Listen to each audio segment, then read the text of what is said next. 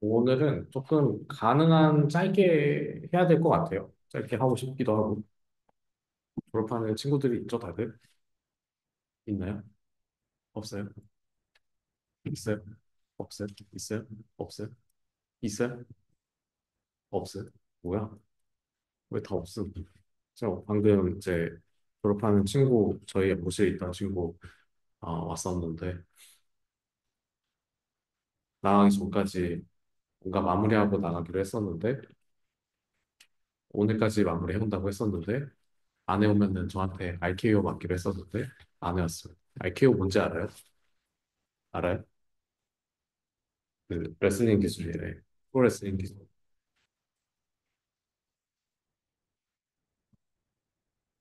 아무튼 그런 일들이 있었습니다. 자, 오늘 한 번은 그 원래는 저희가 좀 해야 되는 게 있어요. 그러니까 베이시안 그 스태티스틱스라고 하는 게 있어서 베이시안으로 접근하는 풀이법, 뭐 해결 방법 이런 것들도 시간이 되면은 좀 다루고 싶었는데 그것까지 갈 수 있을지 모르겠고 그리고 사실 스태티스틱스의 통계 쪽에 꽃은 사실 검증하는 과정이거든요. 널 하이포테시스 만들고 그거 테스팅하는 그런 과정들인데 그거는 사실은 우리가 굳이 다루지 않아도 그 여러분들이 언젠간 한 번쯤은 다뤄봤을 거라고 생각은 합니다. 뭐 예를 들면은 고등학교 수학 때 고등학교 확률 통계 시간에 아마 다루지 않았을까 싶긴 해서 네, 시간적 여유가 없으니까 다룰 수 있는 부분만 최대한 다루면서 넘어가도록 할게요.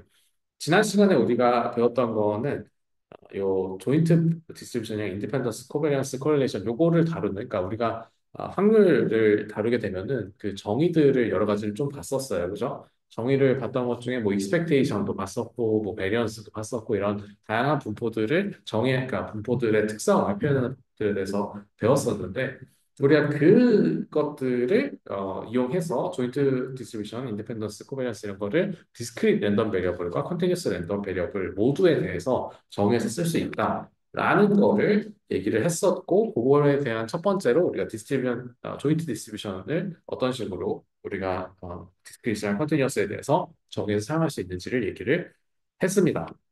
디스크릿이랑 컨티뉴어스는 각각 우리가 함수를 정의하는, 그러니까 저기 확률을 정의하는 방법이 단순하게 둘이 동일하지는 않죠. 그러니까 디스크릿 같은 경우에는 우리가 probability best function PMF라고 하는 거를 써야 되고요. 컨티뉴어스 같은 경우에는 퍼펙트 덴시티 펑션을 써야 된다. 그리고 얘 같은 경우에는 썸메이션, 그러니까 덧셈으로 표현하는 반면에 요 F 같은 경우에는 우리가 덕분을 통해 가지고 면적을 구하는 방식을 쓴다고 말씀을 드렸습니다. 네, 그래서 우리가 probability density 펑션을 어떻게 정해야 되냐? 우리가 어떤 값이, 확률 값이, 확률 변수가 특정 값보다 작거나 같다 이런 식으로 표현됐을 때 각자 지금 보면 PMF, PDF, CDF가 보면은 원래는 우리가 하나의 확률 변수만 들어갔었는데 지금 이제 확률 변수가 두 개 들어간 거를 조인트 프로바빌리티, 조인트 디스트리뷰션 이런 식으로 얘기를 하는 건데 그거에 대해서 수식을 정의한다 그래도 기존에 우리가 정의했던 디스크릿 랜덤 베리어블에 대한 PMF, Continuous Random Variable에 대한 PDF, 그리고 Probability Distribution Function, 이게 CDF 정의하는 게 달라지지 않습니다. 다만 겹으로 생길 뿐이에요.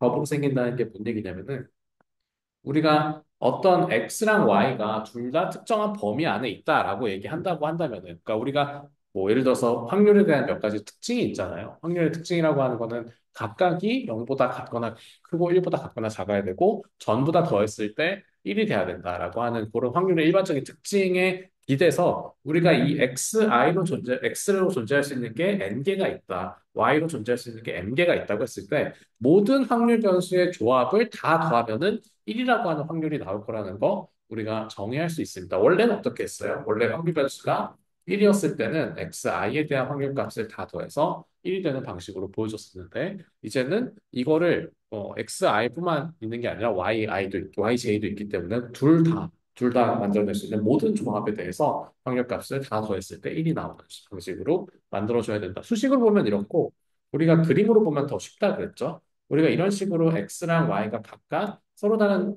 이벤트로 일어날 수 있다고 했을 때 얘네들이 이렇게 X가 일어날 수 있는 거, X는 뭐 1부터 6까지가 일어날 수 있고, Y는 1부터 6까지가 일어날 수 있다고 했을 때, X랑 1 둘 다 1이 나오는 경우, 다이스에서 1이 나오는 경우는 이제 36분의 1, 그리고 뭐 이런 식으로, 그죠?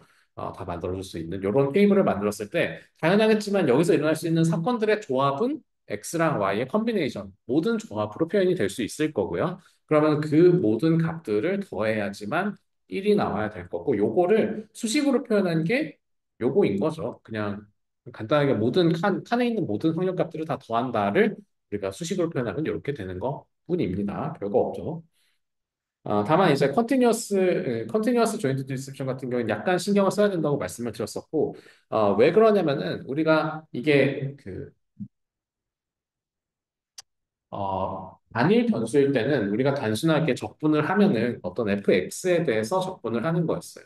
우리가 이렇게 생겨먹은 함수에 대해서 fx에 대해서 적분을 마이너스 무한대부터 플러스 무한대까지 하면은 1이 나온다. 이런 식으로 얘기를 했던 거는 왜 그래요? 우리가 이거 디스크리트로부터 넘어오는 과정을 생각해 보면 된다 그랬죠? 이거 썸메이션이라고 했으니까 이런 썸메이션이고요. 어떤 거예요? fx라고 하는 거는 여기 있는 어떤 사각형의 높이를 의미하고, 그죠? 높이를 fx라고 할 수 있고, 그리고 여기 사각형의 이 밑면이 dx가 되는 거죠. 이렇게 되어 있는 거를 전부 다 더했을 때, 넓이를 구했을 때 1이 들어 만들어줄 수 있는 이런 확률값들을 전부 다 더하는 게 되는 겁니다. 자, 같은 방식으로 생각해 보면은 이 조인트 프로바빌리티 디스트리뷰션 같은 경우에는 약간 다른 점이 있어요. 뭐냐면은 조인트 디스트리뷰션은 x랑 y가 이제 입력값으로 들어오고 그거에 대한 확률 덴시티가 G축에 있는 거죠. G축에 확률에 대한 덴시티가 있고 그럼 여기에서 적분을 한다는 거는 무슨 의미냐면 우리가 테이블을 봤던 것처럼 이런 식으로 어떤 덴시티가 G축으로 있는 거예요. 여기를 뚫고 나오는 어떤 G축이 있는 거고요. 뚫고 나오는 거 이렇게 쓰나? 이렇게 쓰는 것 같아요. 그죠? 뚫고 나오는 G축, 이거 기억나요?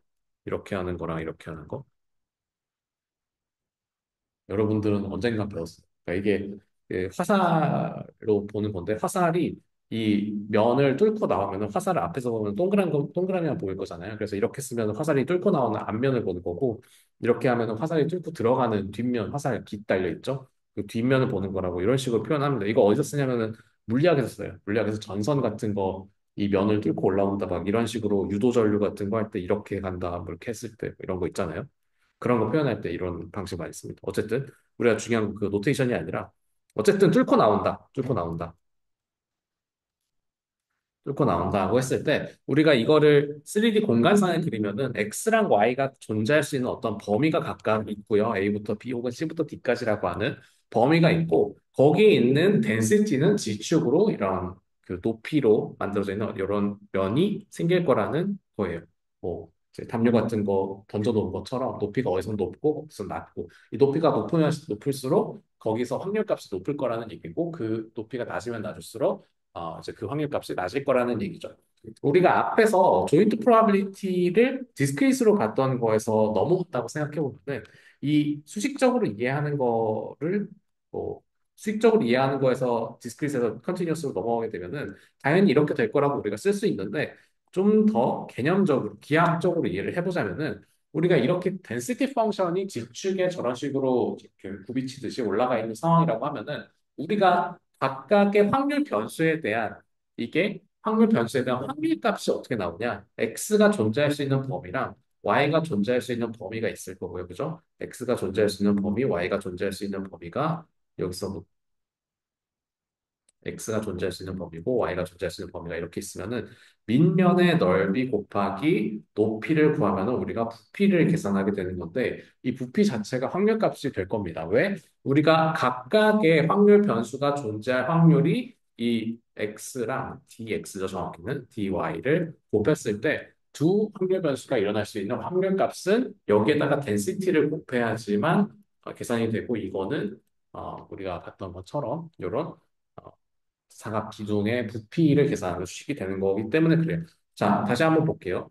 우리가 원래 디스크릿에서 이런 식으로 되어 있는 거를 아, 디스크에서 이렇게 되어 있는 거를 그냥 평면상에다가 그래프가 아니라, 그러니까 이제 그래프가 아니라 표가 아니라 이런 식의 그래프의 형태로 그린다고 생각을 한번 해봅시다.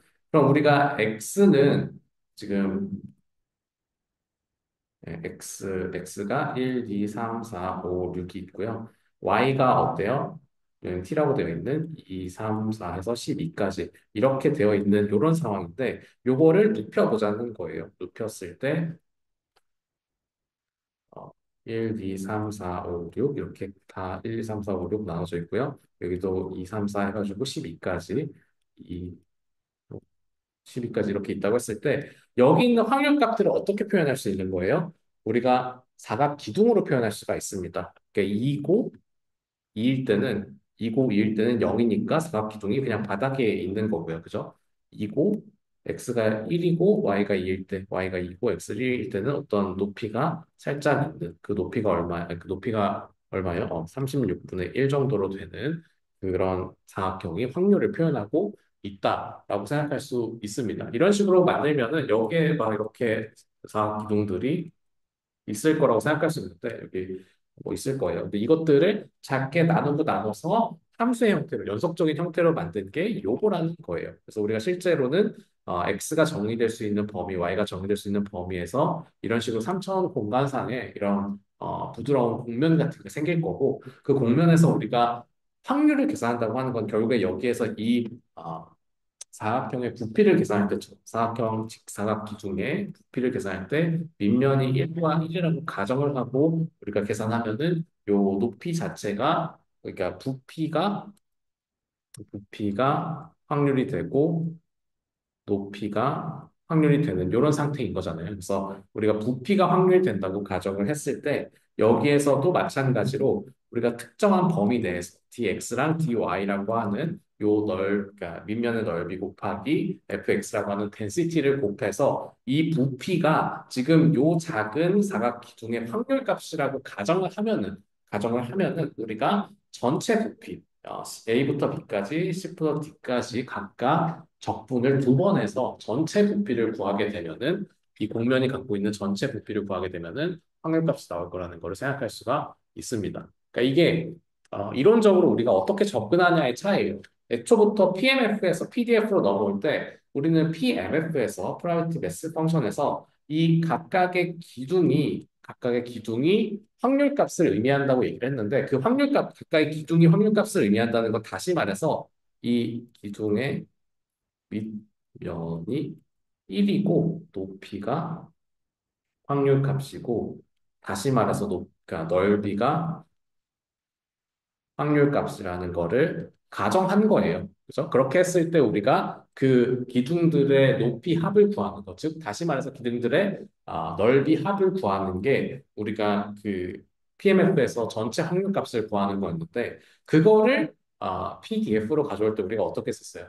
밑면의 길이가 1이 아니라 더 작아지게 된다면 dx가 되게 된다면은 여기는 확률이 아니라 density가 됐고요. 그죠? density가 됐고 여기 density 펑션이 됐고요. 그러니까 fx가 된 거고요.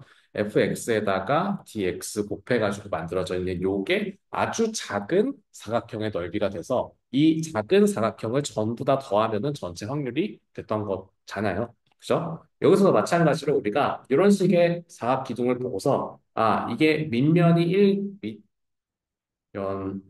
면적이 1 곱하기 1이다라고 가정을 하고 그러면 우리가 높이가 확률이 되고 그러면은 부피 자체가 다시 확률이 되는 그런 식으로 이해를 할 수 있는 거예요. 우리가 원래 PMF를 표현할 때는 그냥 여기서 높이만 가지고 얘기를 하는데 우리가 PMF에서 지금 PDF로 넘어올 거잖아요.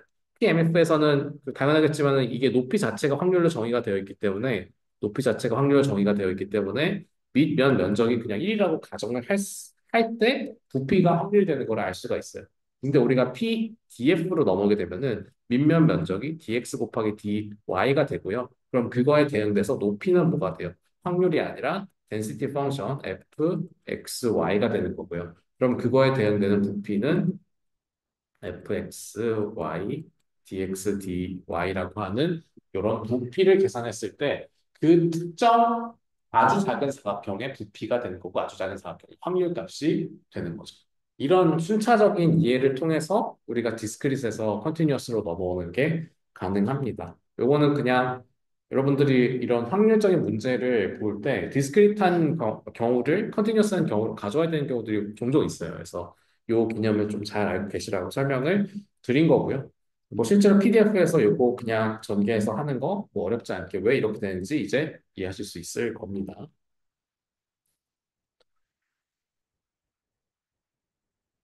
네,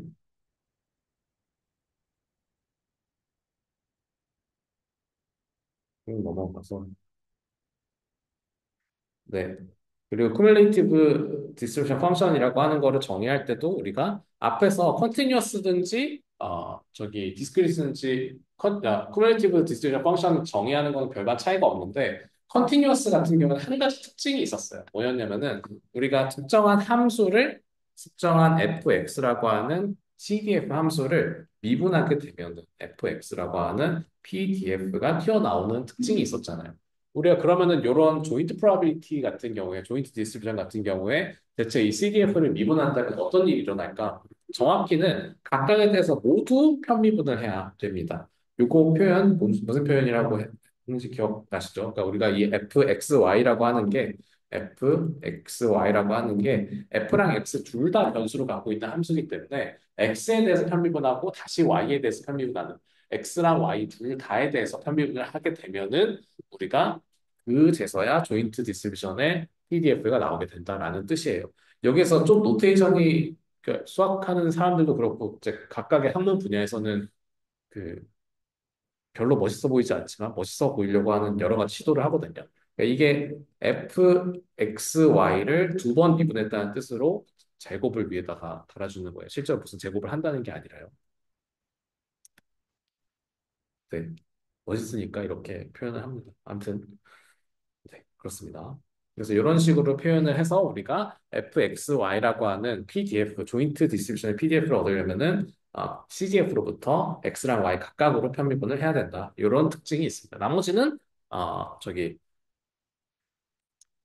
discrete distribution이나 discrete random variable이나 continuous random variable이나 구하는 거에 대해서 다를 바가 없어요. 이런 식으로 각각의 위치까지 특정한 값까지 로어 바운드부터 뭐 마이너스 무한대일 수 있겠죠. 마이너스 무한대부터 특정한 위치까지의 cumulative distribution 구하는 거는 이런 저기 적분을 하든 아니면은 전부 다 덧셈을 하든 다 똑같습니다. 그리고 성질들도 다 동일하게 non-decreasing, 줄어들지 않고 그대로 유지되거나 증가하거나 둘 중 하나밖에 안 되고요. 플러스 무한대로 가면은 1이 되고 마이너스 무한대로 가면 0이 되는 각각의 로어 바운드랑 어퍼 바운드에 따라서 0과 1로 0에서부터 1로만 정의되는 함수여야 됩니다. 그렇습니다. 그리고 마지널라이제이션에 대해서 배웠죠. 우리가 이 PDF나 PMF를 조인트 디스트리뷰션에 대해서 정의된 걸 보면은 항상 X랑 Y가 같이 묶여 있어요. 근데 이 X랑 Y가 묶여 있을 때 우리가 그거를 제외시키는 방법이 마지널라이제이션이라고 하는 방법입니다. 우리가 여기에서 Y에 대한 확률값들을 없애고 싶어요. 예를 들어서 X가 3이고 T를 없애고 싶어요. T가 5라고 했을 때 x가 3이고 t가 5인 거는 p 3, 5 뭐 이런 식으로 쓰고 우리가 36분의 1 확률이구나 이런 식으로 알 수 있는데 거기에서 우리가 지금 알고 있는 요 테이블이 아니라 x가 3인 경우, x가 3인 경우가 궁금할 때가 있는 거죠. 뭐 다른 것들도 다 좋은데 x가 3일 때만 보고 싶다라고 한다면은 CDF 그러니까 저기 PMF 입장에서 디스크릿 랜덤 베리어블을 사용하는 입장에서는 뭐예요? 우리가 x는 3이고 x는 3이고 나머지는 모여도 상관없는 거예요. 그러니까 우리가 확률이라는 거는 기본적으로 뭐예요? 일어날 수 있는 모든 이벤트분에 내가 딱 집중하고 있는 이벤트에 대한 확률 값으로 계산하는 거잖아요. 여기서 마찬가지로 일어날 수 있는 모든 이벤트 x랑 t 사이에 어떤 컨비네이션이 일어날지 모르겠지만 모든 컨비네이션 중에서도 내가 x가 3인 컨비네이션들의 비율을 계산한다고 한다면은 여기 있는 확률 값들을 다 더해주면 되는 겁니다. 그래서 여기서 일어날 수 있는 확률 값들을 다 더해주게 된다면은 x가 3이고 y는 뭐여도 상관없어요. y는 모든 거에 대해서 다 더해주게 되면은 x는 3인 이벤트의 확률 값이 나오게 되는 거죠. x는 3인 이벤트의 확률 값이 나오게 되는 거고 요거를 우리가 마지널라이제이션이라고 합니다. 이런 식으로 모든 y에 대해서 x는 3인 경우를 다 더해주게 되면은 조인트 디스트리뷰션 중에 x는 3인 걸 모두 다 더해주게 되면은 y는 사라지고 x는 3일 때만 남는다라는 게 discrete 랜덤 베리어블 상황에서 PMF에서의 마진화 방법이고요. 컨티뉴어스로 가더라도 뭐 별반 다를 바가 없어요. 근데 이제 어떻게 하면 되겠어요? 우리가 fxy라고 정의되어 있는 함수에서 썸메이션하고 여기 dx, dy하고 이런 식으로 되어 있던 게 원래 확률값 계산하는 방법이었는데 자 우리가 어떤 식으로 하고 싶은 거냐면은 썸메이션 y에 대해서 모두 더할 거예요. 그러면은 dy하고 여기를 인테그랄로 바꿔주면은 되겠죠. 디스크리트로부터 컨티뉴어스로 전환하는 방법에 따라서 모든 y에 대한 적분을 구하게 되면은 우리가 저기 x에 대한 확률 분포만 얻을 수 있을 겁니다. 이 위에 있는 그림으로 보면은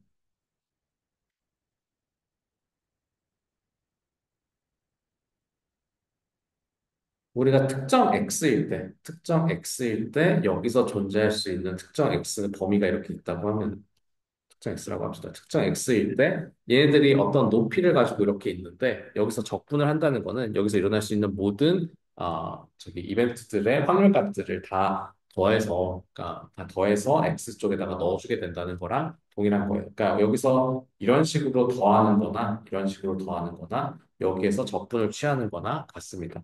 자, 우리가 아까 봤던 것처럼 이 상황에서는 우리가 어떤 공면이 있다 그랬죠. 여기 공면이 있고 x는 3일 때를 기준으로 이렇게 슬라이스를 치고요. 슬라이스를 치면은 x는 3이라고 하는 요 축에 대해서 y 값이 이렇게 변화가 돼 있단 말이에요. 공면이기 때문에 그죠? 공면이기 때문에 이런 식으로 생겨 먹었는데 여기에서 적분을 취한다는 거는 요 넓이를 다 구한다는 거죠. y에 의해서 발생할 수 있는 모든 플럭추에이션의 넓이를 다 계산해서 x에다 반영해 준다는 개념이에요. 그죠? 덧셈이라고 하는 개념이랑 연결해서 생각해 주시면은 될 것 같고요. 그래서 뭐 그게 이해가 잘 안 간다 그래도 우리가 여기서 저기 마샬라이제이션을 이렇게 한다는 거를 알고 계시면은 컨티뉴어스 버전으로 바꾸는 거 여러 번 했으니까 잘 할 수 있어야 합니다. 네, 그렇고요. 그 다음에 우리가 인디펜던스라는 개념을 정의해서 쓸 건데, 어떤 확률, 어떤 이벤트들이 독립적이라고 얘기하려면은 A라고 하는 사건과 B라고 하는 사건의 교집합을 계산했을 때, 각각의 그러니까 교집합을 계산했을 때 어때야 돼요? A랑 B가 각각 그 독립적이라고 한다면은 A랑 B의 교집합을 구했을 때, A랑 B의 교집합이 없어야 되고요. 확률값으로 얘기하자면은, 우리가 A랑 B의 그 B라는 사건이 동시에 일어날 확률값을 얘기하면은 독립적인 사건 같은 경우에는 두 확률값을 곱하면 된다라고 우리가 앞에서 첫 주였나? 첫 주였나 둘째 주였나 기억 안 나는데 얘기한 적이 있습니다. 여기에서 인디펜던스의 정의를 그대로 가지고 올 거예요. 그대로 가지고 오는데 우리가 어떤 식으로 가지고 오냐? 이 랜덤 베리어블 x, y가 인디펜던트하다고 한다면은 이거 확률값으로 정의가 되어 있는 거니까 그러니까 이거는 사실 조인트 프로바빌리티랑 같은 개념이거든요. 조인트 디스트리뷰션을 집합의 형태로만 쓴 거예요. 집합의 형태로 쓴 거기 때문에 우리가 조인트 디스트리뷰션으로 바꿔줄 수가 있습니다. 완벽하게 바꿔줄 수가 있고요. 이 컨티뉴어스에 대해서도 바꿔줄 수 있고 정의에 의해서 CDF에다가 집어넣어도 동일하게 성립을 해야만 합니다. 그러니까 이게 이렇게 되다 보니까 그러니까 구하는 식 있잖아요. CDF 구하는 식에다가 집어넣고 CDF를 구해봐도 동일할 수밖에 없어요. 정확히는 요거 두 개가 성립을 하니까 요게 성립을 하는 거죠. 그러니까 이게 확률값을 저기 집합으로 표현한 거고 그거를 이제 디스크리트나 컨티뉴어스한 그러니까 랜덤 변수에 대한 수식으로 바꿔주게 되면 이렇게 될 거예요. 이거 세 개는 사실 같은 표현이에요. 그러니까 이거는 집합으로 표현하고 A라고 하는 숫자 집합, 그러니까 정확히는 이벤트 집합이죠. B라고 하는 숫자 집합. 이런 집합의 방식으로 표현하면은 그러니까 이게 조금 헷갈릴 것 같아서 설명을 하면은 집합이라고 하는 거는 뭐예요? 집합이라고 하는 거는 그 안에 들어있는 엘레멘트가 컨티뉴어스하고 디스크리트하고 그런 거에 관계가 없어요. 컨티뉴어스한지 디스크리트한지 모르고 그냥 숫자 전체를 아우르는 개념이에요. 그러니까 심지어는 복소수도 집합이죠. 복소수도 집합이고 허수도 집합, 그러니까 허수라고 하는 집합이 있고 실수도 집합이고 자연수도 집합이고 모든 수에 대해서 모든 일어날 수 있는 모든 이벤트에 대해서 정의가 되어 있는 게 이 집합입니다. 뭐 집합의 숫자뿐만 아니라 다른 것도 들어갈 수 있으니까. 그래서 이거는 모든 사건에 대한 좀 일반적인 정의인 거고, 이 정의를 우리가 지금 보고 있는 디스크릿 랜덤 베리어블, 컨티뉴스 랜덤 베리어블, 특정한 숫자로 가지고 왔을 때, 우리가 이 집합의, 그러니까 A라고 하는 사건이랑 B라고 하는 사건이 동시에 일어날 확률이라고 하는 개념은 우리가 지금 디스크릿 랜덤 베리어블을 갖고 있는 입장에서는 이렇게 쓸 수 있는 거죠. 그죠? 여기는 일반적인 집합이라고 하는 개념에서 써져 있는 거고, 여기는 지금 디스크릿 랜덤 베리어블이라면은 이렇게 써야 된다라는 얘기고요. 그렇게 썼으면은 요거를 그냥 그대로 쓰는 거예요. 동치예요. 동일한 얘기입니다. 동일한 얘기고, 컨티뉴어스 랜덤 베리어블이라면은 당연하겠지만 이렇게 쓸 수 있다. 이것도 동치입니다. 같은 표현이에요. 네, 그렇게 하고 나면은 CDF 구한 수식에다 집어 넣었을 때 이게 만약에 컨티뉴어스 랜덤 베리어블이라고 한다면은 요 수식으로 막 이렇게 해서 전개가 될 텐데 요 과정을 통해 가지고 이게 같아지는 그런 거를 증명하는 게 어렵지 않게 나타날 수 있습니다.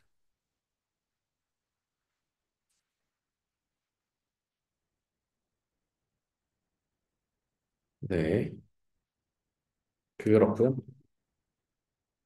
네, 그래서 인디펜던스라고 하는 거는 그 조인트 프로바빌리티를 계산했을 때, 조인트 디스트리뷰션을 계산했을 때 각각의 마진 디스트리뷰션을 곱한 거랑 같다라고 표현할 수 있습니다. 그러면 우리가 그 독립성 검증이라고 하는 건 어떤 식으로 일어나게 되냐? 우리가 이거를 계산했을 때 얘네 둘이 서로 인디펜던트한지 아닌지를 이런 테이블로만 보면 알 수가 없잖아요. 그러니까 디펜던시가 있는지 아닌지 알 수가 없기 때문에 그때 어떻게 하냐? 이런 거는 사실 두 개가 그냥 완전히 독립적으로 보이는 것처럼 보이죠. 우리가 앞에 있는 요 수식을 갖고 계산해 보면 되는데, 우리가 각각의 마진 확률들이 계산되어 있어요. 그죠? 마진 확률들이 각각 계산되어 있고, 여기 조인트 프로바빌리티들도 계산이 되어 있습니다.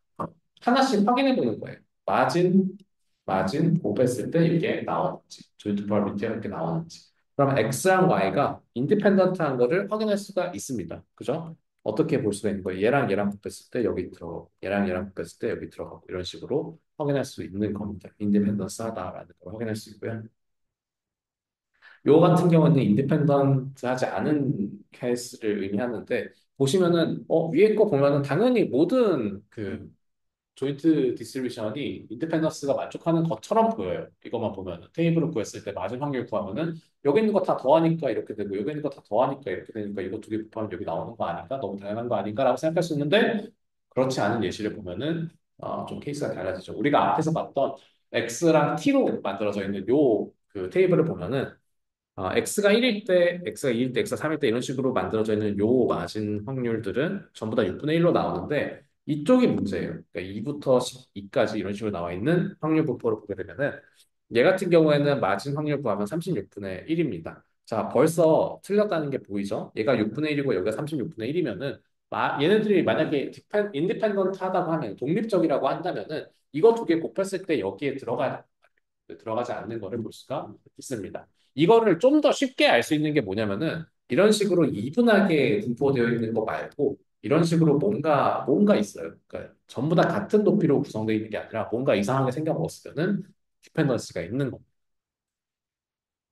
아시겠죠? 그래서 그런 식으로 떤 데이터 분포가 인디펜던트한지 디펜던트한지 평가하는 방법 아주 간단하게 얘기하자면은 각각의 마진 확률을 구하고요. 마진 확률끼리 곱했을 때 그 조인트 확률이 나와야 됩니다.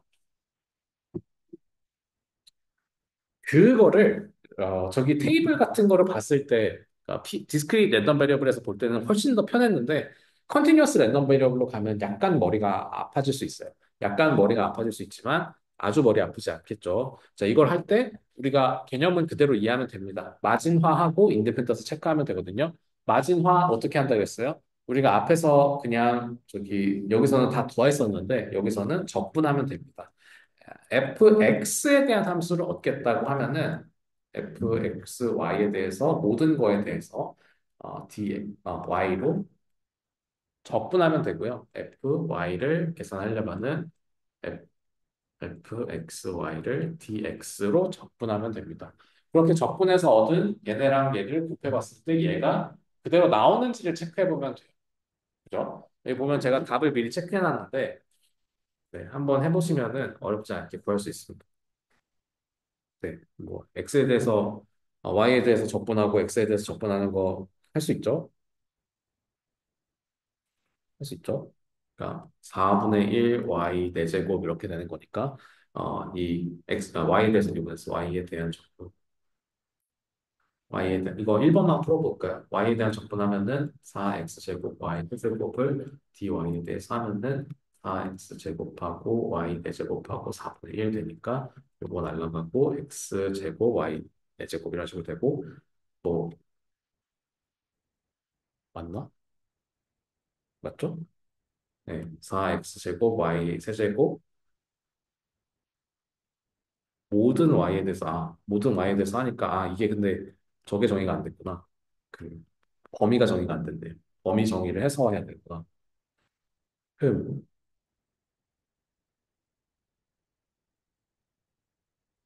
범위 정의를 해서 해야 되니까 이거 CDF로 그냥 특정한 어퍼 바운드를 정해놓고 하는 게 편하겠네요.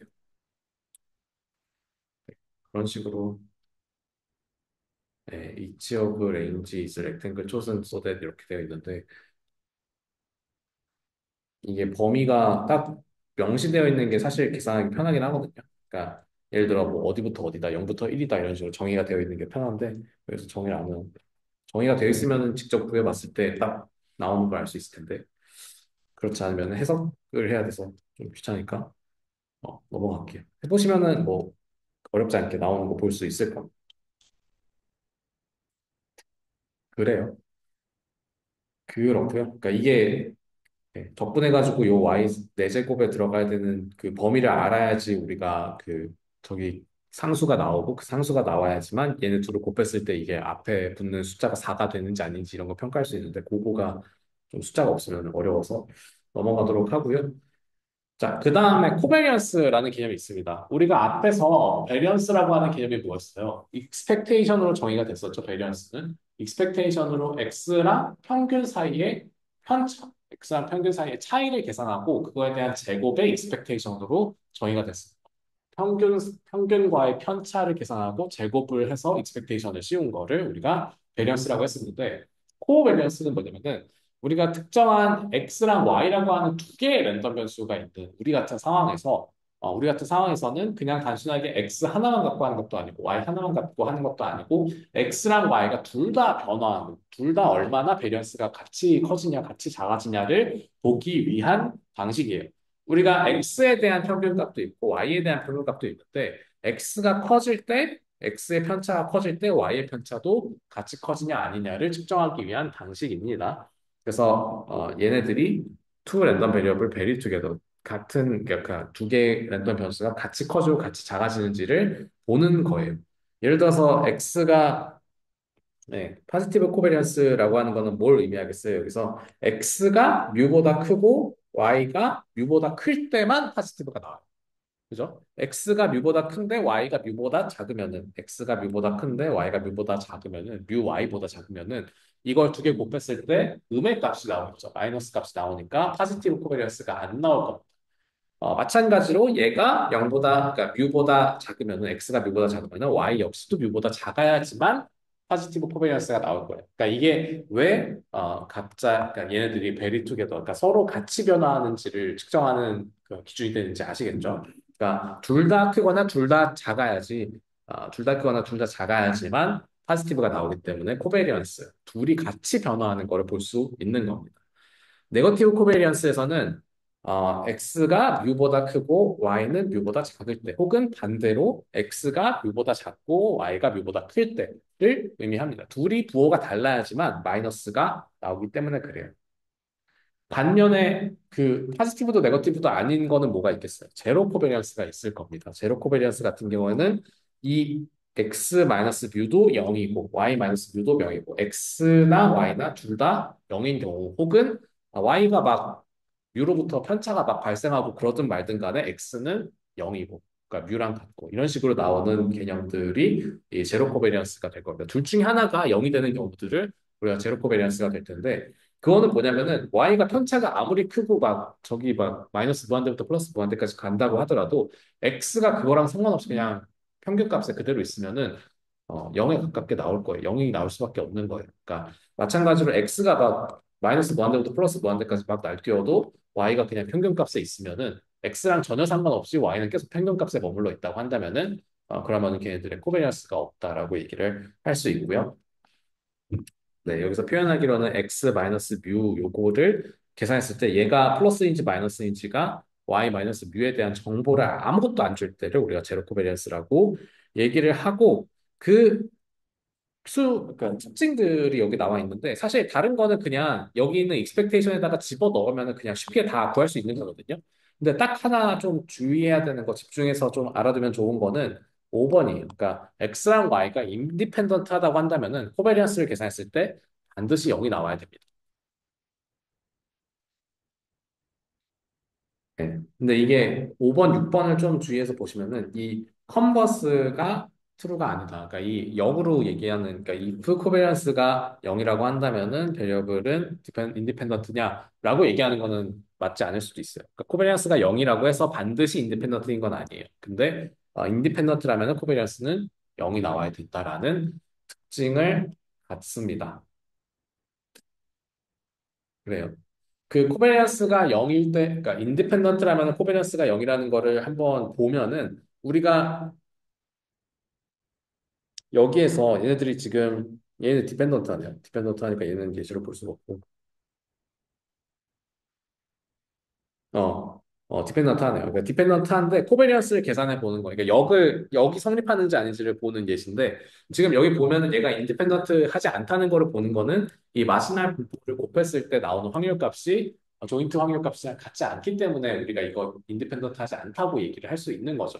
인디펜던트 하지 않아요. 근데 얘네들의 그 저기 코베리언스를 계산해 보면은 우리가 expectation x 마이너스 뮤 x y 마이너스 뮤 y가 될 텐데 여기서 뮤 값은 어떻게 구할 수 있어요? 우리가 확률 값이 있고 각각에 대한 밸류 값들이 있으니까 그것들을 곱해가지고 각각의 평균 값들을 얻을 수가 있겠죠. 마지노 분포 있고 하니까 얘가 0.5가 될 거고요. 그죠? 0 곱하기 2분의 1이랑 1 곱하기 2분의 1 더하니까 0.5가 될 거고 여기 같은 경우에는 0.25 플러스 0 마이너스 0.25 플러스 0.25니까 여기가 0이 되네요. x에 대한. 그죠? 마이너스 1 곱하기 4분의 1 더하기 0 곱하기 2분의 1 더하기 1 곱하기 4분의 1이 뮤 x가 될 텐데 뮤 x 구하면은 여기 0.25 여기 마이너스 0.25 여기 0.25가 되기 때문에 이거 0이 되잖아요. 그죠? 그래서 이게 0이 됐어요. 0이 됐는데 보니까 0 곱하기 0.5 하니까 코베리언스가 0이 나와요. 코베리언스가 0이 나오긴 하는데 인디펜던트 하진 않죠. 이런 거를 여러 번, 그러니까 많이 확인할 수 있습니다. 그러니까 이게 뭔 얘기냐면은 마진 분포를 계산했을 때, 어, expectation 값이 0이 나올 수는 있어요. 그러니까 운에 의해서 0이 나올 수도 있어요. 그러니까 0이 나올 수 있지만, 마진 분포에 의해서 0이 나올 수 있지만, 그게 인디펜던스랑은 전혀 상관이 없는 이런 예시들이 많이 있다는 얘기입니다. 네, 그리고 코릴레이션이라는 것도 분석을 합니다. 우리가 코베리언스를 보면은 코베리언스가 좀 의미 있게 계산되는 거는 저런 건 거죠. 그러니까 x랑 y가 같이 커지고 같이 작아지고 하나 컸을 때 다른 게 작아지고 이런 거를 보는 거잖아요. 같이 커지는지 하나 컸을 때 작아지는지 이런 거를 보는 건데 우리가 그거를 이용하면은 그 좀 분석에다가 쓸 수 있는데 그 많이 쓰는 게 코릴레이션입니다. 코릴레이션에서는 우리가 이 코베리언스랑 똑같은데요. 코베리언스를 이용을 하는데 스케일을 제거한다라고 되어 있습니다. 스케일이 뭐예요? 크기를 얘기하는 거거든요. 우리가 이게 너무 커지거나 너무 작아지는 그 스케일을 좀 보정하는 거예요. 우리가 이 코베리언스에서 보정해야 되는 스케일은 뭐냐면은 우리가 x랑 y에 대한 코베리언스를 계산했을 때 각각 각각 x랑 y에 존재하는 스탠다드 디비에이션과의 어느 정도의 차이를 가질 수밖에 없거든요. 이 스탠다드 디비에이션이라고 하는 거는 뭐예요?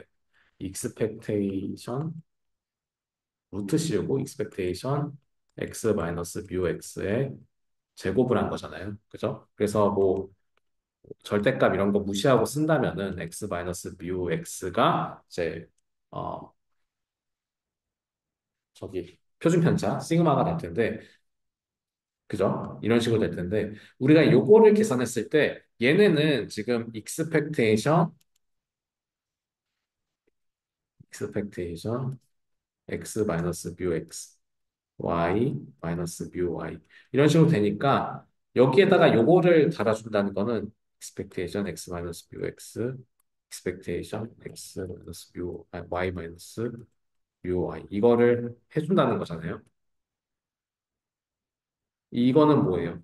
얘네들이 진짜 잘 계산돼가지고 완전히 독립적인 경우에는 어, 스케일만 봤을 때는, 그러니까 얘가 엄청 크고 얘가 엄청 클 수도 있는데 그 스케일로 나눠주기 때문에 얘네들이 서로 그 범위가 0에서 1 사이로 나올 수밖에 없다는 거예요. 그러니까 예를 들어서 우리가 코베리언스 같은 경우는 0이 될 수도 있어요. 0이 될 수도 있고 플러스 무한대, 마이너스 무한대까지 갈 수도 있습니다. 근데 그거에 각각으로 나눠져 있는 이 익스펙테이션 그 요 표준 편차로 나눠주게 되면은 마이너스 무한대 플러스 무한대 0 이렇게 가는 게 아니라 마이너스 1, 0, 1의 범위로 스케일링을 해줄 수 있다는 겁니다.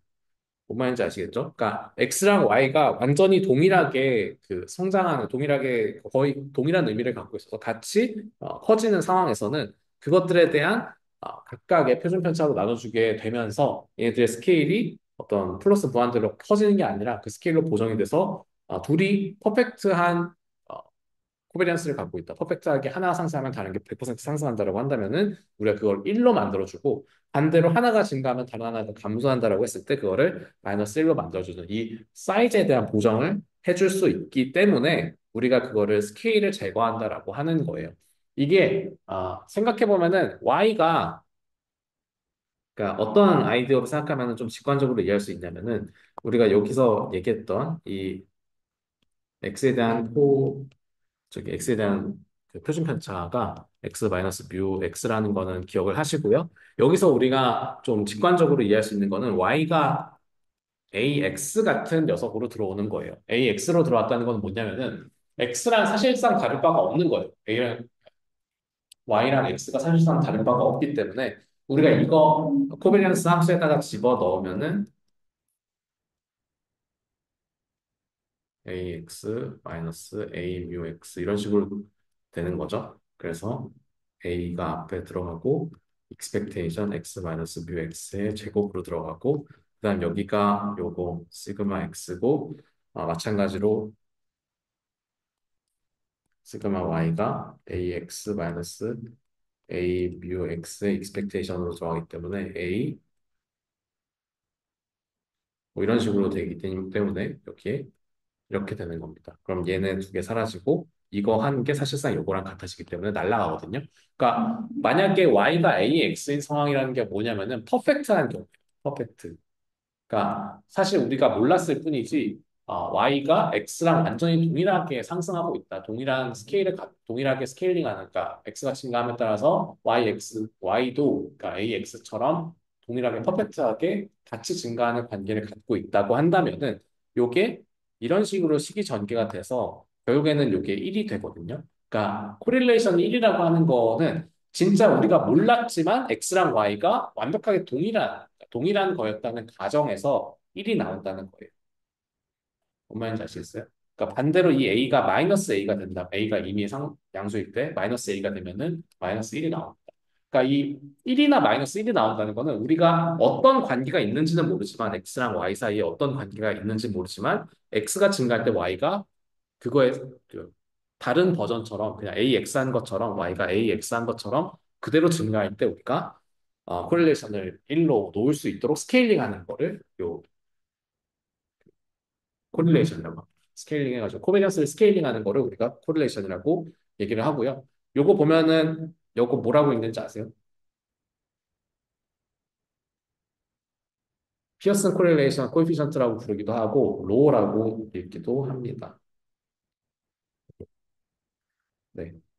뭐 자주 보시니까 알아두시면 좋고 여기서 얘기하진 않지만은 우리가 피어슨 코릴레이션만 쓰진 않아요. 피어슨 코릴레이션은 이 분산에 대해서 정의가 되어 있는 건데 이거 말고 스피어만 코릴레이션이라고 하는 것도 있습니다. 스피어만 코릴레이션이라고 하는 게 있는데 사람 이름이고요. 피어슨도 사람 이름이죠. 그러니까 피어슨이 얘기하는 코릴레이션이 있는 반면에 스피어만이라고 하는 사람이 얘기하는 코릴레이션도 있는데 요 같은 경우에는 그냥 x랑 ax라는 이런 완벽한 관계일 때만 1이 나오는, 그러니까 이론적으로 그러니까 y가 ax처럼 x의 다른 버전일 때 성립하는 그런 개념인데, 스피어만 같은 경우에는 랭킹 기반이에요. 그래서 x가 뭐 증가할 때 y도 똑같이 증가하는데, 이런 식의 선형의 관계가 아니라 x가 이런 식으로 증가할 때 y도 줄어들지 않고 이런 식으로 증가하는 케이스가 있을 수 있잖아요. 그러니까 y는 무슨 함수 x로 들어가는데, 이런 식으로 들어간다고 하더라도 x가 증가할 때 y가 증가하는 건 맞잖아요. 그죠? 자, 다시 한번 얘기할게요. 피어슨 코릴레이션 같은 경우는 우리가 y가 ax일 때를 상정하고 y가 ax처럼 완전히 다른, 그러니까 동일한 다른 버전이라고 했을 때 1이 되도록 만들어주는 거예요. 근데 항상 그런 케이스는 아니에요. 우리가 코릴레이션이라고 하는 이름에서 보고 싶은 거는 x가 증가할 때 y도 증가하는지 보는 거란 말이에요. 근데 그거를 예를 들어서 y가 뭐 yx라고 하는 어떤 함수에 들어가서 ax 같은 리니어한 형태는 아닌 경우도 있을 수 있어요. 그러니까 x가 증가하는데 y가 뭐 예를 들면은 x제곱이다. 그러면은 이런 식으로 증가할 거잖아요. 이런 식으로 증가하게 되면은 우리가 x랑 y의 관계가 x랑 ax처럼 완벽한 방식으로 스케일링 되는 그런 관계는 아니지만은 x가 증가할 때 y가 증가하는 건 너무 당연하단 말이에요. 이런 케이스에 대해서 우리가 랭킹 기반의 스피어만 방식을 쓴다라고 얘기합니다. 여러분들이 그냥 코드에서 쓸 때는 뭐 사이파이나 이런 뭐 R에서나 이런 거 콜레이션 분석할 때 그냥 일반적으로 쓰는 코릴레이션 말고 스피어만 코릴레이션 하는 방법 찾아보시면 되고, 그 방법은 랭킹 기반으로 두 개가 얼마나 코베런스가 증가하는지를 보는 방식으로 구성이 되어 있습니다. 약간 다른 버전이에요. 여기서 그것까지 설명은 안 하는데, 여러분들이 논문 쓰거나 이럴 때는 분석할 때 많이 씁니다. 그러니까 예를 들어서 우리가 어떤 처리를 해가지고 A가 있고 B가 있을 때 A라는 컨디션이랑 B라는 컨디션에서의 행동 매저가 서로 코릴레이션이 있다라는 걸 얘기할 때, 진짜 수치적으로 두 개가 완벽한 코릴레이션이 있어야 되는 경우, X랑 Y 사이에 완벽한 수치적 코릴레이션이 있어야 되는 경우는 그러니까 피어슨을 쓰고요. 우리가 그런 게 아니라 그냥 X랑 Y가 대충 하나가 증가할 때 다른 하나가 증가하기만 하면 된다. 그러면 스피어만을 씁니다. 이거는 여러분들이 연구를 하시는 사람들이니까 알아두시면 좋겠어요. 좀 중요한 얘기라서 했고요. 그렇습니다. 그리고 코릴레이션이 커세이션이 아니다라는 얘기인데, 커세이션은 인과관계를 얘기합니다. 커살리티가 인과관계가 인과성을 얘기하는 건데, 이 커세이션처럼 작동하지 않는다라는 거는 하나가 증가할 때 단 하나가 증가했다고 해서 그러니까 X가 증가할 때 Y가 증가했다고 해서 X의 증가가 Y의 증가를 일으킨다라는 결론을 내릴 수 없다는 거예요. 그러니까 X랑 Y가 같이 증가한다는 얘기죠. 그러니까 예를 들어서 우리가 황새의 개체 수가 줄어들면서 출산율이 떨어졌거든요. 근데 그게 코릴레이션은 있어요. 근데 커세이션은 없는 거죠. 그러니까 예를 들어서 사람의 현대화가 가속화되면서 황새도 줄어들고 출산율도 줄어들었을 뿐인 거죠. 그러니까 둘이 어떤 동일한 하나의 목적으로부터 그러니까 동일한 하나의 요인으로부터 영향을 받았기 때문에 둘 사이에 코릴레이션은 있지만 인과관계는 없는 거예요. 그러니까 황새가 뭐 아기를 물어다 줘서 황새가 줄어들었으니까 출산율이 줄어들었다라고 하는 결론에 빠지지 않아야 된다라는 대표적인 예시입니다. 그렇고요. 네. 그리고 나서 스태티스틱스를 설명할 건데, 스태티스틱스를 간단하게만 얘기하고 마무리를 합시다. 스태티스틱스는 그 데피니션만 좀 볼게요. 우리가 어, 모아진 데이터로부터 계산된 모든 거를 스태티스틱스라고 얘기를 해요. 그러니까 이게 중요한 건 뭐냐면은, 우리가 연산의 대상이 되는 게 모아진 데이터예요. 그러니까 모아진 데이터로부터 계산되는 모든 거를 스태티스틱스라고 하는데, 모아진 데이터가 아니라 다른 걸로부터 계산된 거는 다 통계가 아닙니다. 그래서 예를 들어서 우리가 이런 식으로 X의 평균을 구한다. 샘플 평균, 표현 평균을 구한다라고 했을 때는 모아진 데이터 X1부터 X5까지에 대해서 5로 나눠주잖아요. 그러니까 이거는 스태티스틱스가 맞아요. 그러니까 통계가 맞아요. 우리가 직접 모아진 데이터부터 계산했으니까. 그 다음에 요거 뭐 예를 들어 지금 익스포넨셜 디스트리뷰션 써가지고 무슨 뭐 저기 엄밀한 예시에 대한 뭐 설명을 할 수도 있긴 하지만, 어쨌든 익스포넨셜 디스트리뷰션에 대한 평균값이 뭐냐라고 했을 때, expectation 값이 뭐냐라고 했을 때 이게 나오거든요. 근데 이론적인 expectation 값이에요, 이거는. 그러니까 우리가 실제로 관측한 데이터에 대한 expectation 값을 구하는 게 아니라 이론적인 expectation 값은 뭐 우리가 어떤 데이터를 수집해가지고 얻은 스태티스틱스가 아니죠. 이거는 그래서 통계라고 말할 수도 없습니다. 이거는 그냥 이론적으로 우리가 PMF에서 계산해가지고 얻은 거지 모은 데이터, 샘플들을 가지고 계산한 게 아니기 때문에 통계라고 부르지 않아요. 그리고 X바랑 1 오버 그 람다 요거 이제 익스펙테이션 값, 이 분포에 대한 이론적인 익스펙테이션 값과 샘플 평균 사이의 차이. 자, 이거는 요거는 이론적으로 얻은 거고 이거는 스태티스틱스예요. 그러니까 그죠? 우리가 통계적으로 얻은 데이터로부터 얻은 거랑 그리고 그냥 이론적으로 얻은 거 사이의 디퍼런스 차이를 계산한다라는 건데 이것도 통계가 아닙니다. 그러니까 이 x 바 자체는 통계라고 얘기를 할 수 있는데 x 바랑 요거의 차이를 구한다. 그냥 차이를 구하는 거는 통계가 아니에요. 그러니까 통계치에 대해서 연산을 하는 거는 통계가 아니에요. 모아진 데이터에다가 직접적으로 연산하는 것만 우리가 통계라고 부릅니다. 그런 차이가 있고요. 그렇습니다. 그리고 그러니까 좀 원래 강의했어야 되는 내용들 좀 요약하고 마무리를 할게요. 오늘은 2시간까지 못할 것 같고 왜냐면 저도 이제 내일 좀 중요한 미팅 있어서 준비하러 가야 되거든요. 아무튼 여러분들 랩미팅도 있고 그래서 좀 간단하게 원래 하려던 거를 얘기를 하면은 우리가 베이스 티어럼이라고 하는 게 있습니다. 베이스 티어럼 여러분 제 수업 들으면서 한 번쯤 들어봤겠지만 이게 조건 확률을 반대로 뒤집는 방식이에요. 조건 확률을 반대로 뒤집는 방식인데 이게 우리가 데이터를 가지고 이 하이포테시스 우리가 세운 가설이 맞는지 아닌지를 검증하는 데다 많이 쓰입니다. 그래서 심리학이나 뭐 생물학이나 이런 우리가 실험을 통해서 검증해야 되는 그런 이론들 있잖아요. 이론들을 갖고 있는 분야에서 데이터를 수집하고 그거 가지고 이 가설이 맞냐 아니냐를 검증하는데 갖다가 많이 씁니다. 근데 주의할 점은 뭐냐면은 저 베이시안 스태티스틱스를 하려고 하면은 우리가 뭐 프라이어를 알아야 된다, 하이포테시스에 대한 확률 분포를 알아야 된다, 뭐 이런 것도 있긴 하지만 중요한 거는 저기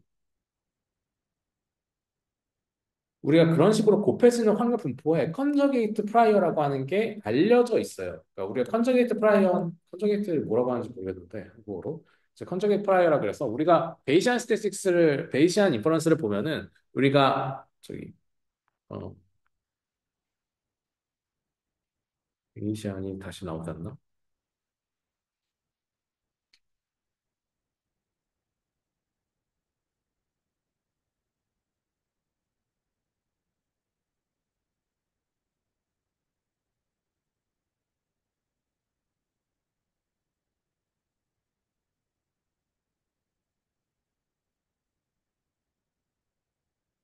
베이시안을 보면은 우리가 결국에 이 하이포테시스가 얼마나 말이 되는지를 측정하는 요 포스테리어를 계산하고 싶은 거거든요. 근데 우리가 데이터에 대한 확률 분포는 그냥 뭐 정해져 있는 거예요. 데이터를 우리가 수집했으니까. 이미 수집했으니까 우리가 구하거나 할 수 있는 게 아니라 그냥 딱 고정된 값이고 이 하이포테시스에 대한 확률값 그리고 이 하이포테시스가 주어졌을 때 이 데이터가 나왔을 확률값, 라이클리후드 이렇게 두 가지만 우리가 실제로 구할 수가 있거든요.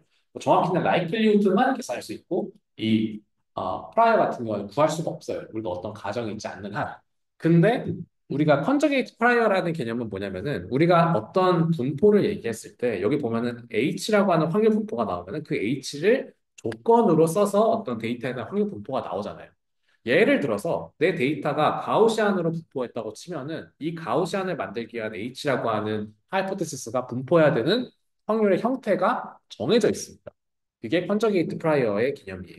뭔 얘기인지 아시겠어요? 그러니까 H라고 하는 데이터가 뭐 예를 들면은 포화성으로 분포돼 있다, 포화성으로 분포돼 있다, 뭐 가우시안으로 분포돼 있다 이런 H라고 하는 분포가 그러니까 데이터라고 하는 분포가 딱 고정되어 있을 때 그 데이터가 이런 확률로 분포하기 위해서는 그 데이터를 만들어내기 위한 H라고 하는 프라이어의 분포가 정해져 있어요. 어떻게 정해져 있냐? 그러니까 원래 다루려고 했던 여기의 내용이에요. 그러니까 베타가 저기 프라이어로 존재하면은 그 데이터가 노말로 분포될 수 있습니다. 뭐 그런 얘기들이에요. 그래서 베타 분포라고 하는 게 뭐냐? 베타 분포라고 하는 거를 우리가 실생활에서 보는 분포는 아니에요. 그러니까 바이노미얼 분포나 베르노이 분포 이런 것들을 실생활에서 보는 분포잖아요. 근데 이 베타 디스트리뷰션이나 뭐 여러 가지 다른 분포들이 있거든요. 뭐 디리즐렛 분포라거나 뭐 여러 가지 분포들이 있는데 그런 분포들은 실생활에서 우리가 보는 분포가 아니라 컨저게이트 프라이어로 쓰기 위한 분포예요. 그러니까 이론적으로 계산한 분포예요. 뭔 얘기냐면은 우리가 데이터 H 계산했을 때 이 H를 계산해서 조건부 확률을 쓰면 얘가 가우시안 분포라고 했을 때 이 가우시안 분포라면은 얘는 어떤 분포인지 역으로 추산했을 때 나오는 분포가 컨저게이트 프라이어인데 그렇게 가우시안을 역으로 뒤집어 가지고 찾은 게 베타 분포예요. 그걸 우리가 컨저게이트, 그러니까 컨저게이트가 무슨 쌍인가 이런 식으로 한국어로 쓰는 것 같은데 가우시안의 노말 분포의 쌍은 베타 분포가 되고 이런 식으로 우리가 얻어서 베이시안 예측하는 데 갖다 씁니다. 그래서 이게 대체 뭔 방식으로 쓰이냐?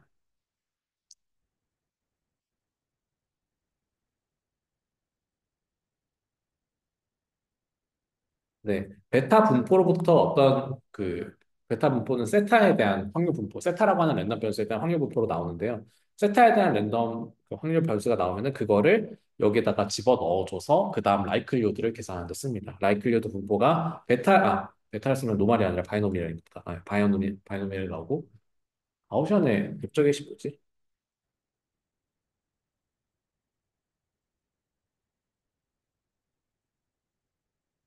가우시안 컨저게이트 가우시안. 뭐 아무튼 네. 그래서 이제 베타 분포를 이렇게 딱 정의해놓고 나면은 이 세타에 대한 랜덤 베리어블 세타에 대한 확률 분포로 나오는데 라이클리후드 X라고 하는 데이터가 나오기 위한 라이클리후드를 계산할 때 보면은 X가 세타에 대한 확률 분포로 그 정의가 되어 있죠. 그러면 이게 여기 바이노미얼 디스트리뷰션으로 나온다고 하는데 라이클리후드가 바이노미얼 디스트리뷰션일 때 우리가 역으로 컨저게이트 프라이어를 찾으면은 베타 디스트리뷰션이 나오는 방식으로 역으로 찾는 방식을 쓰는 게 요 컨저게이트 프라이어라는 개념이에요. 각각의 모든 분포에 대해서 우리가 이런 데이터가 이런 분포로 가정되어 있다고 한다면 조건부 확률일 때 우리가 어떤 조건부 확률로 만들어져 있는 이 라이클리후드가 어떤 확률 분포라고 했을 때 바이노미얼 분포일 때, 뭐 노멀 분포일 때, 어떤 분포일 때 그거에 대응되는 프라이어가 반드시 존재합니다. 그게 그리고 역사상 여러분들이 잘 아는 과학자들이 수학자들이 열심히 연구해서 각각의 분포에 대한 프라이어가 알려져 있어요.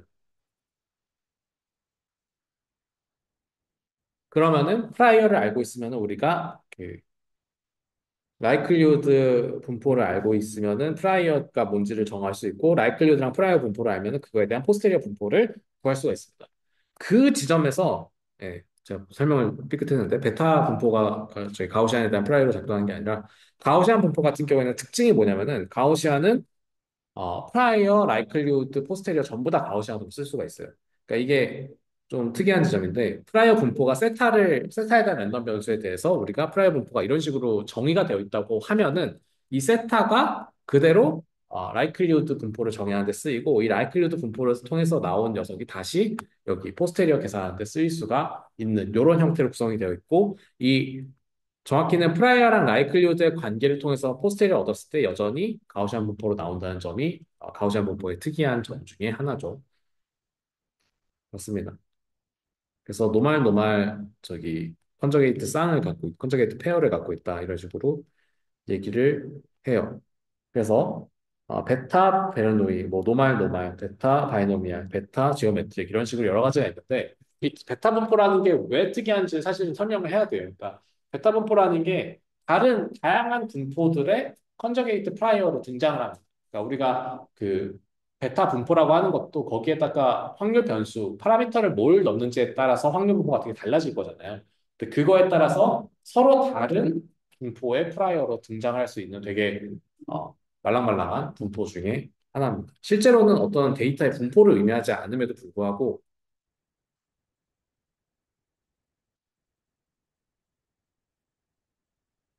어떤 데이터의 분포를 의미하지 않음에도 불구하고 저기 이런 식으로 써먹는 데가 많기 때문에 우리가 확률 분포로 얘기를 해서 갖다가 많이 씁니다. 프라이어로만 등장을 해요.